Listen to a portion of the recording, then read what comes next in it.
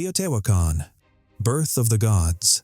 Close your eyes and picture a city so mind-blowing it was called the birthplace of the gods. Its colossal pyramids slicing through the Mexican sky like they were clawing at the stars. A place where 100,000 souls, maybe even 200,000, lived, traded, and worshipped in a metropolis so grand it left the Aztecs, centuries later, picking their jaws up off the floor. This is Teotihuacan, a mysterious marvel in the highlands of Mexico, built around 100 BC and abandoned long before Columbus ever sniffed the New World. Its streets were mapped with cosmic precision, its murals thrummed with divine secrets, and its downfall? Still one of history's biggest brain twisters. Who built this wonder? How'd they pull off engineering that makes modern tech look like a toy? And why'd they vanish, leaving their city to whisper riddles in the desert dust? I'm the Ancientologist, and I spend my time uncovering the parts of history they don't teach in school. Today, we're diving into the enigma of Teotihuacan, peeling back the layers of a civilization that shaped Mesoamerica. Smash that like button and subscribe to join this wild ride. You're not going to want to miss a single second. The rise of a cosmic city. Let's rewind to around 100 BC in a fertile valley 30 miles northeast of modern Mexico City, where the seeds of something epic were taking root. In what's now San Juan Teotihuacan, a small settlement started to grow, fast, like a spark hitting dry grass. By the 2nd century AD, Teotihuacan was a juggernaut, home to 100,000 to 200,000 people, rivaling Rome, Chang'an, or any ancient hotspot you can name. The Teotihuacanos, as we call them, their true names lost to the sands of time, didn't just luck into this. They planned a metropolis on a grid with wide boulevards, towering pyramids, and a vibe that screamed otherworldly. Their capital wasn't just a city. It was a cosmic stage, weaving trade, religion, and art into a cultural titan that echoed across Mesoamerica. The Aztecs later dubbed it Teotihuacan, meaning birthplace of the gods, because it felt too perfect, too divine, to be human. Think about it. How do you go from a sleepy village to a city that feels like it was designed by the stars? The Avenue of the Dead. At Teotihuacan's core is the Avenue of the Dead, a massive boulevard stretching over 2 miles, lined with temples, plazas, and a raw, electric sense of power. The Aztecs gave it that spooky name, thinking it was a graveyard, but it was the city's beating heart, tying its grandest monuments into a single, sacred thread.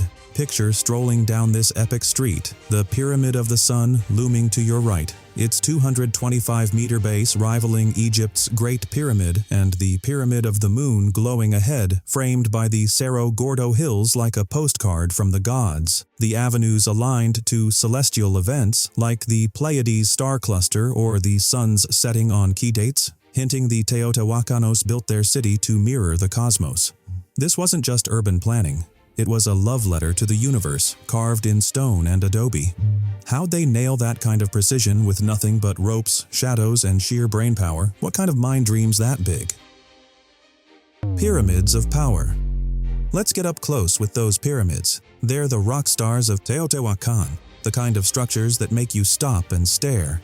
The Pyramid of the Sun, the 3rd largest pyramid in the world, towers 65 meters high, built with 1.2 million tons of stone and adobe. No cranes, no wheels, no fancy tech, just human sweat, smarts, and a will of iron. The Pyramid of the Moon, smaller but no less breathtaking, anchors the avenue's north end like a sacred sentinel, its stepped tiers echoing the hills behind in a way that feels almost too perfect. Then there's the Temple of the Feathered Serpent, decked out with carvings of Quetzalcoatl, the snake god tied to creation, wind, and wisdom. These weren't just buildings, they were cosmic machines, maybe for rituals, star tracking, or communing with the divine. Excavations found burials beneath them, sacrificial victims, some say, bound or beheaded, hinting at ceremonies that'd make your blood run cold. Standing in their shadows, you'd feel the weight of something bigger than life itself. What would you feel, gazing up at those ancient giants, knowing blood was spilled to make them holy? Share your thoughts below. A melting pot metropolis.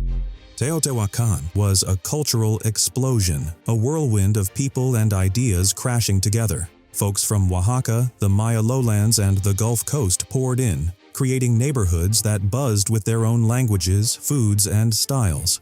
Over 2,000 apartment compounds housed everyone from gritty artisans to high-rolling elites, each a mini-world of its own. The fancy ones had murals of jaguars, gods, and starry skies, painted in colors that still pop after 2,000 years, while simpler ones were plain but cozy, showing a society split by class but united by ambition.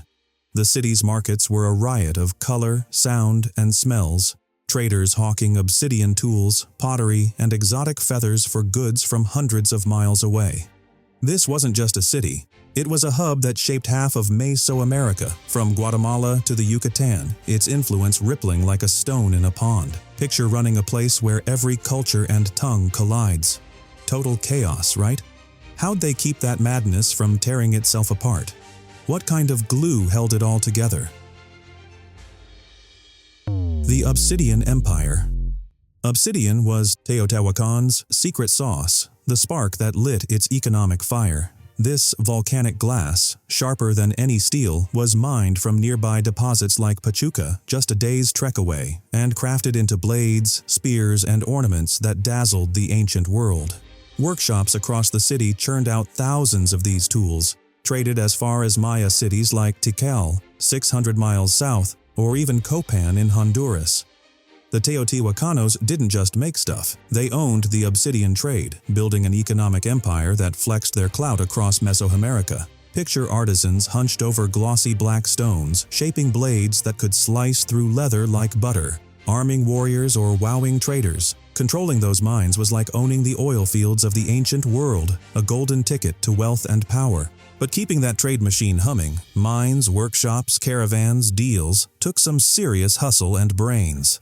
Picture this, a workshop alive with sparks, blades gleaming, the air thick with ambition. What kind of grind? What kind of system does it take to run an empire built on black glass? Art of the divine. Teotihuacan's art was a straight-up window to its soul, a glimpse into a world where gods and mortals danced together. Murals splashed across compound walls showed jaguars prowling through jungles, rain gods like Tlaloc pouring water from the heavens, and starry skies twinkling in reds, blues, and golds that still pop like they were painted yesterday. Pottery bore intricate designs, swirls, faces, myths, each piece a tiny story. Stone masks of gods carved with eerie, timeless calm stared out like they knew secrets we'll never crack. The temple of the feathered serpent's carvings, with Quetzalcoatl's fanged face and writhing body, scream raw, ritual power, like they were meant to make your heart skip a beat. These weren't just decorations. They were stories of creation, sacrifice, and the cosmos, like the Teotihuacanos were painting and carving prayers to keep the gods happy. Every brushstroke, every chiseled line tied their city to the divine, a testament to a people who lived with one foot in the mortal world and one in the heavens. Imagine crafting a mural that feels like it's speaking to the gods, knowing it'll outlive you by millennia. How'd they channel that kind of vision, that kind of heart, into every stroke? Cosmic architects. The Teotihuacanos were star-obsessed in the best way, like they couldn't stop gazing at the night sky. Their city's grid aligns with the Pleiades star cluster and the sun's path, suggesting they built Teotihuacan as a cosmic map, a mirror of the heavens right here on Earth. The Pyramid of the Sun sits over a man-made cave, maybe a symbolic underworld tied to creation myths or rituals, its damp walls echoing with ancient chants. Buildings were angled to track solstices and equinoxes, and some scholars think the city's layout mimics Orion's belt or other constellations, like they were drawing the sky in stone and adobe. This wasn't random. They were encoding the heavens with purpose, maybe to honor the gods or keep the cosmos in balance. They likely used simple tools, ropes, shadows, wooden markers, to nail angles within fractions of a degree, a precision that's mind-blowing for a people without telescopes, compasses, or even a written math system. Picture planning a city where every stone, every street is a nod to the stars, a blueprint for eternity. What kind of genius, what kind of dream does it take to build a city that feels like it's part of the universe itself? Theories of origins. Who were the Teotihuacanos anyway? That's the million-dollar question, and we're still chasing shadows for answers. No inscriptions name them, and their language is a ghost lost to time. Some say they were locals, descendants of valley farmers who hit the jackpot thanks to fertile soil, springs, and trade routes snaking through the highlands. Others think migrants from Oaxaca or the Gulf Coast sparked the city's rise, bringing fresh ideas, art styles, or even gods that lit a cultural fire. There's a wild theory that survivors of a volcanic eruption at Cuicuilco, a rival city nearby, fled to Teotihuacan around 100 AD, their desperation and skills kick-starting its boom. Or maybe it was a mix of tribes, Otomi, Nahua, Zapotec, united by a shared vision of a cosmic city, a place where the gods could walk among men. The sudden growth, from village to metropolis in a few centuries, feels like a spark that exploded into flame. But what was the fuel? Was it faith, trade, a leader with a god-sized dream, or something we can't even guess?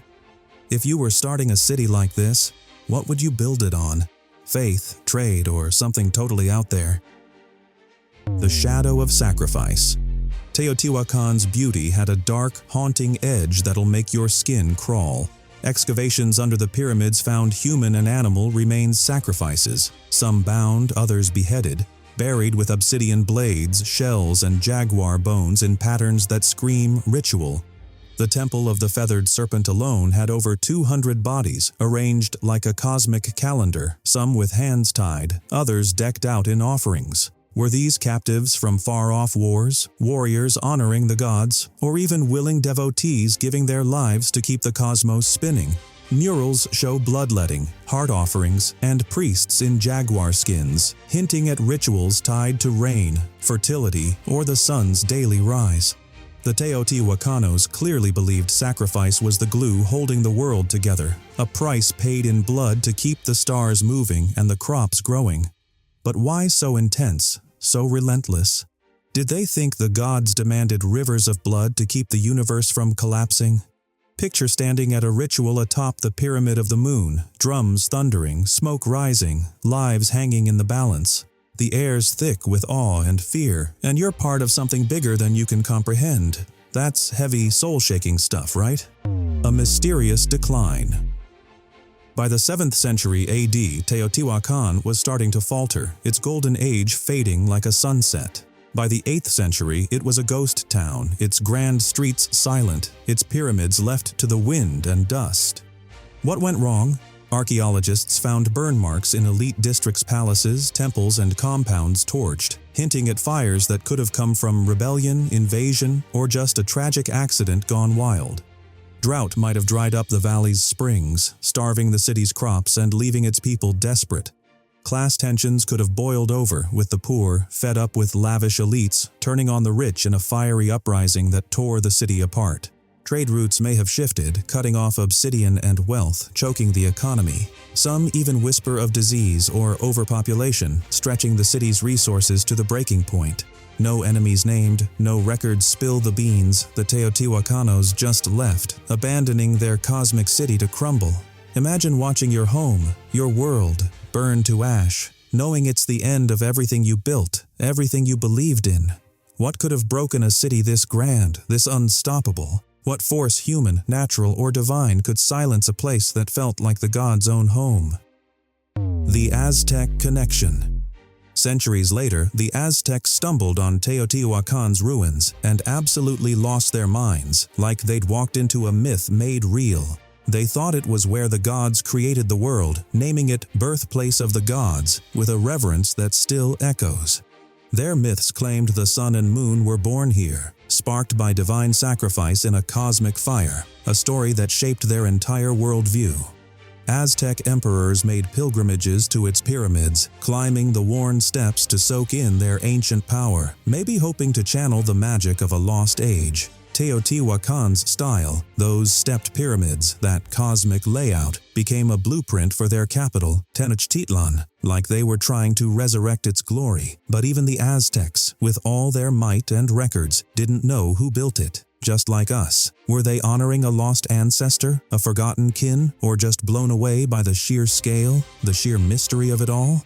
Picture an Aztec priest standing atop the Pyramid of the Sun, wind whipping his cloak, feeling the weight of a legacy he can't quite grasp. What's that kind of awe, that kind of longing, feel like?